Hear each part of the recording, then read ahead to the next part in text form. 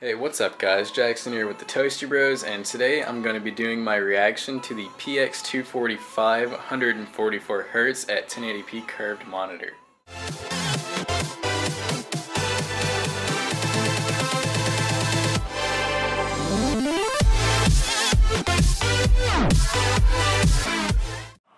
Alright guys, the first game we're testing out here is Rocket League, so we have it set to 144Hz. I did have to go and set that, it was at like 59.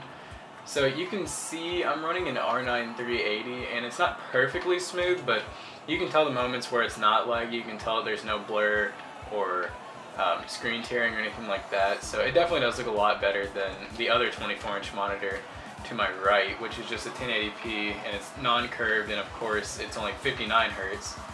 So one thing I do notice right away is that I kind of say that if your card can't keep up with the amount of hertz, it doesn't quite look as good, just because you're getting that slight FPS drop trying to run that.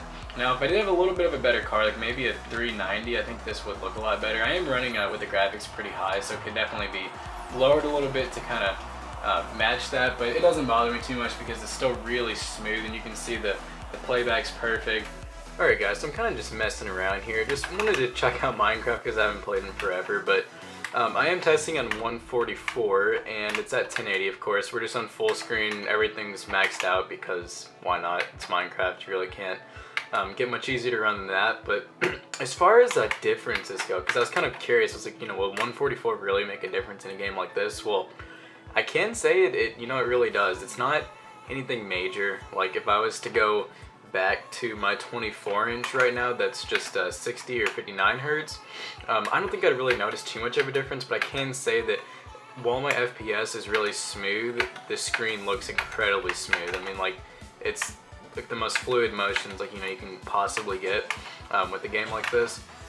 And then really my favorite part though, minus the 144 Hertz, if this was just a normal 61, I really like the curved aspect of it. Yeah, what's pretty cool about it though is it actually supposedly has a 178 degree wide viewing angle, and the screen's supposed to be anti-glare too, which I can definitely kind of tell that. The light does not reflect off of it really nearly as much as it does my 24-inch one off to the side. So, I mean, overall, the curved aspect of it really is smart. I didn't really understand it at first, if I have to be honest, like with the curved TVs and all that, but now that I've actually used one firsthand, I really do understand the whole idea of it and why people use them. So last game I wanted to test out was the Forest. So kind of a little theory I had with this game was I was curious as to, I feel like a curved monitor, you should almost be able to get more of a feel for the field of view.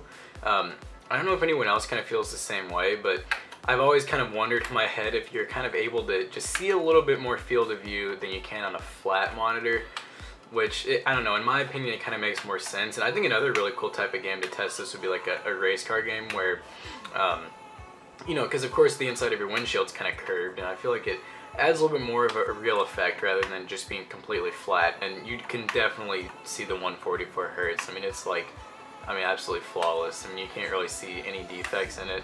Like I said, you gotta remember this is the R9 380, so it doesn't run perfectly. There's still some FPS drops in quite a few games, but this game's a pretty good exception. There's really not too much FPS drop, and you can just see just how smooth and fluid everything is. It's actually, really great.